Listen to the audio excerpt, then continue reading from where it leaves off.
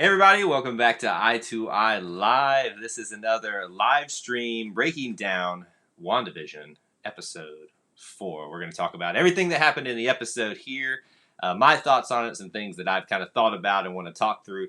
But mainly, I want to hear from you. I want to hear what you thought about the episode, some things that stuck out to you, because this is a live stream, live interaction, and obviously we want to make it mostly about you all who want to take part in this today.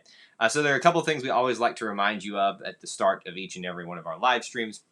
A couple of things you can do. You can subscribe and you can hit the notification bell so you'll always know when we do one of these live streams, not just for WandaVision, but we do Disney Parks live streams. We do a Disney Trivia Night on Thursday nights. The best way to keep up with all that is to make sure that you are subscribed and have the notification bell. And as you watch the stream tonight, if you are enjoying the stream, please do make sure you smash that like button, as it does help the stream out and get pushed out to more people that want to be involved in one of these things live. And even if you're watching the replay, you can do that as well. If you want to become part of our support program here on the the I2I network, you can definitely do that by joining our subscription club here on YouTube. It's called the Powerline, after our name, the Powerline character from I2I. You can join up for as little as $1.99 a month there to help support the content that we do here. So that's the main things that we wanted to share with you at the start of this thing tonight, and we hope that you'll enjoy the stream tonight. And as I said, we're going to be talking mainly about WandaVision Episode 4.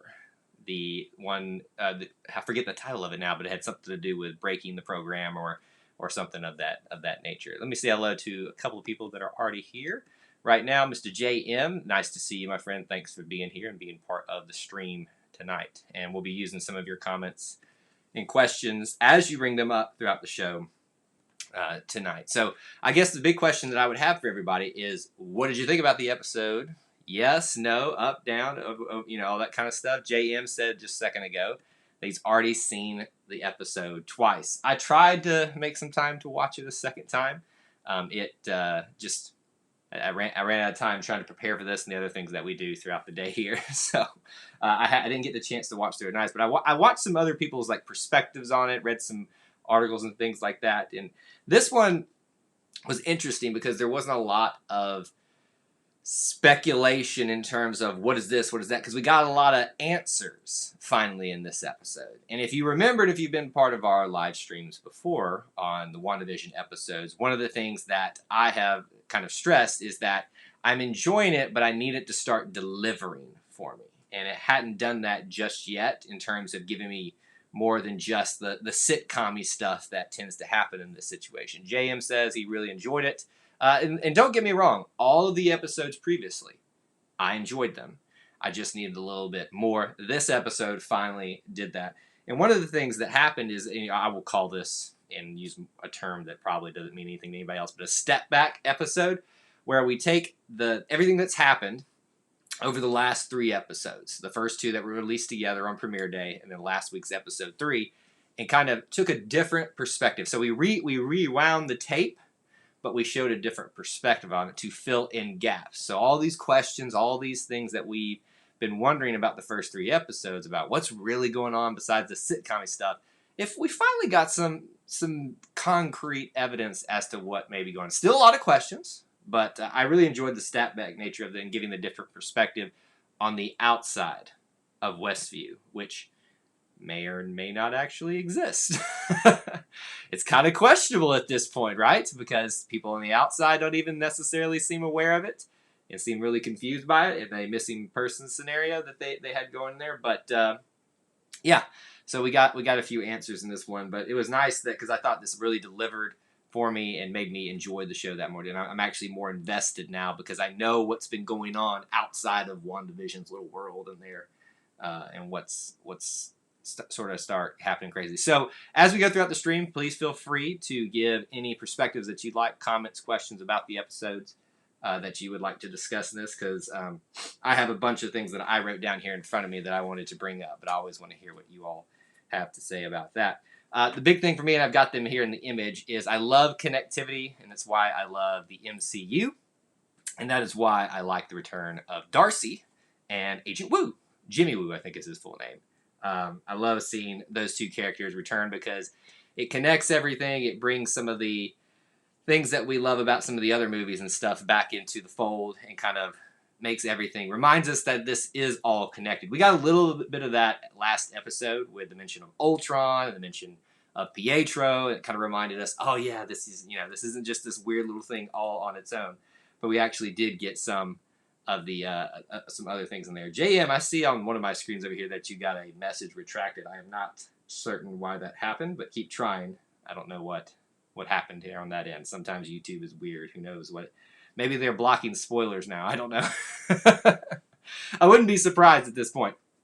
But with them coming back, really excited about that. Agent Wu to me was a little bit of annoying in Ant-Man the first time I watched it, but I kind of have grown to appreciate him. And, if you remember his role was kind of chaperoning or monitoring some of the Civil War involved people that were outside of the Soviet Accord. So he was in charge of Scott Lang and trying to keep him under wraps and stuff like that. So now with Scott Lang, probably a decorated hero, he's probably like, not being observed as much anymore. And he was gone for 5 years, during the blip.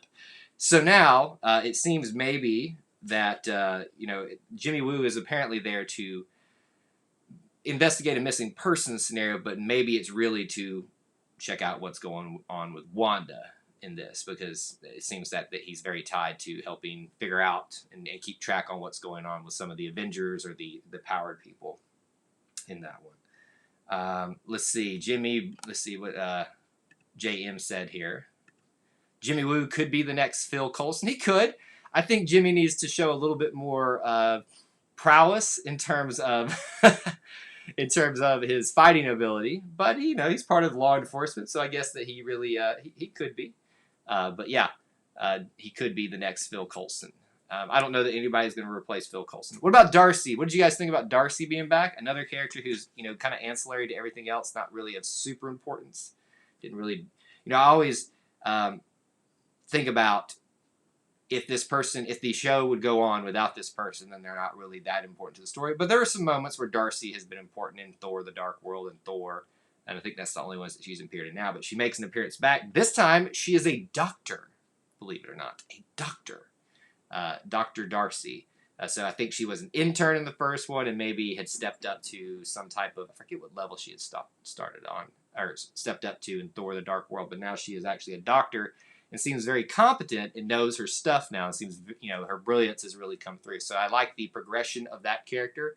And seeing the two of them together, there was a conversation that they had that, I'd like kids some days. It kind of felt a little bit of that tension there. Maybe there, like the good tension, maybe there was a little bit of a hint at something to come. The two of them obviously teaming up in this series, maybe teaming up in many ways in life down the road somewhere. So two familiar characters are back. And then another familiar character, only because we've seen her as a child, and we've already seen her throughout this series already in the first two, for the episode 2 and episode 3, was that of Monica Rambeau. Now, we've known her as Geraldine, but we all knew who it was. It was Monica Rambeau. Was anybody actually surprised that that was Monica Rambeau? I don't think that you could be. We finally get a step back and fill in the backstory, not just for this series, but what's happened with Monica. She was actually vanished or blipped, I guess is I don't know what, there's so many terms for this thing now. But she actually was part of the whole snap. That's what we'll call it. So she was snapped away and blipped back. And we actually got to see the process of that coming back, someone reforming, which I thought was really interesting. And I thought was we haven't really seen that. They kind of just appeared, or suddenly appeared in Spider-Man Far From Home. So actually to watch that kind of them form back together. And very, very sad moment. Because we realize that, her mother had cancer and had passed away during the 5-year stint in which everybody was missing from the world. And she was part of the missing. So they never got to be together. And it was kind of brutal, to be honest with you. A really hard-hitting moment when we've been focused the last 3 episodes on Wanda and Vision and what's actually going on in this weird, crazy world. We're back thrust into reality and the problems of reality and the things that are presented with the blip, so to speak. So yeah, I thought that was very interesting, a way to show that and to actually kind of give us a perspective of what it was like to come back, how they formed back. And you could see all the other different people coming back in the chaos that ensued in that hospital there. We also learned that her mom helped start SWORD. We've known it's there. We've seen the symbols on the beekeeper outfit. Seen it on the helicopter, the toy helicopter, which we now know is a drone. Since we all suspected it, but it was a toy helicopter in the reality for WandaVision in Westview. But SWORD exists, and it's the the Sentient Weapon Observation Response Division, I think, or department. I think I've got all that right. Someone correct me if I'm wrong on that. Not strategic. Sentient Weapon Observation Response Division department or something like that. I think I've got it all down at that point. So we finally got to see that has developed, and that's kind of interesting now because as we know, S.H.I.E.L.D., it is gone. I was a fan of the Agents of S.H.I.E.L.D. show, but that kind of seems to have departed from being continuity, at least at a certain point in the series. So I don't even know if it even really exists on a certain level anymore. So to see something like SWORD and S.H.I.E.L.D. back in the MCU was really, really nice, and I really, really liked that. And we got to see the building, all that kind of stuff. We learned that while Maria Rambeau, Monica's mother, helped start this before she passed away and was the director of it, a new person has taken over the role in acting position until now. So we can imagine there's probably going to be a few not hurt feelings, but some character drama that's going to be going on between the leadership and Monica Rambeau in the future. And who knows how Monica's actually been affected, because we've learned how she got into the world of Westview and became part of WandaVision. She was trying to investigate, got sucked in. And, I always kind of question this now. How aware was she of what was happening and how much was she playing a part? It seems like for the most part she was not aware of what was going on, because when she remembered in episode 3, before she got thrust out by Wanda, you remember she was remembering Ultron and all that kind of stuff, and that kind of started kind of snapping her out of everything. But I kind of feel like some of the times she was aware of the situation and was kind of trying to save face. And then you also saw that kind of the things that that are brought into this reality too were used in their costumes and stuff, like they were transformed. For instance, when the beekeeper guy, which we still don't know what happened to him, Wanda just said no, and then the guy disappears, so who knows what's happened to him at this point. I've seen a theory that apparently that's the villain's, he's going to become the villain's swarm now because of what he was transformed into, and he went in just like in a hazmat suit, but now he's become a beekeeper in a beekeeper suit, which is apparently something related to the villain's swarm. I don't know if I really buy into that.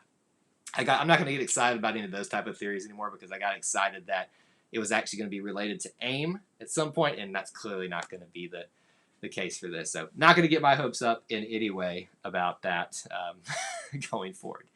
But you saw that it changed from the hazmat suit to the beekeeper suit, something to fit the reality that WandaVision has set for herself. And they even made the comment, does the force field go down into subterranean, and does it allow you to get through it that way, or will you actually be affected by it when you go through? And we learned that it does. So this entire reality is encapsulated. Air, the ground, underneath, everything's encapsulated. The drone that was sitting with the sword symbol was changed into a helicopter, and so was the appearance of Monica, aka Geraldine. But it retained some of those things: the necklace for sword, the symbol on the plane, the symbol on the back of the beekeeper suit. So even though all these things, were changed in this reality to fit the vision, for lack of a better term, of Wanda, it was still kept some of the things of itself. And I think there was something brought up in a video I watched, that there's been a lot of hexagons used in this series to signify certain things.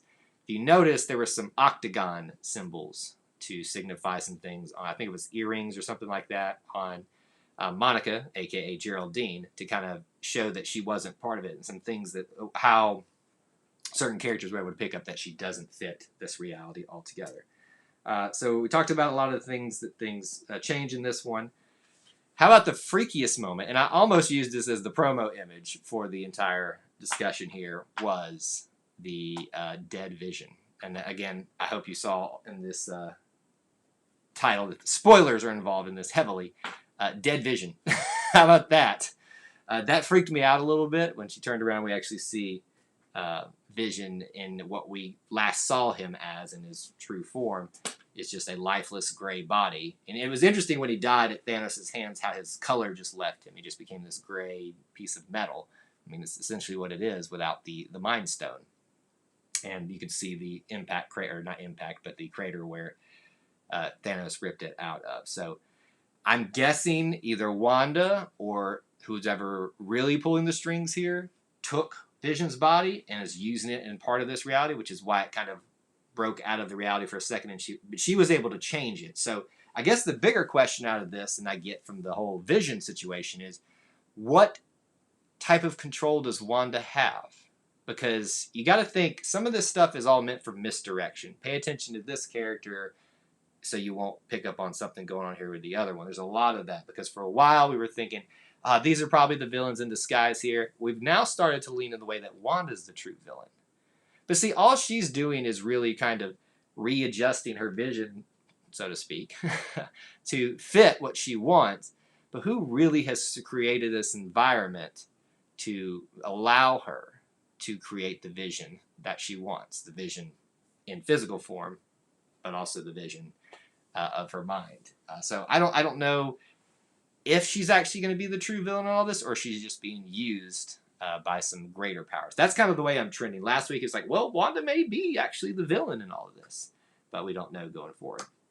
So those are a lot of the big things that I picked up on in this episode and really thought were worth mentioning. Obviously, the whole taking a step back and getting some connective tissue with the rest of the episodes, showing the other side of what's been going on Westview, if it actually even exists, but also showing,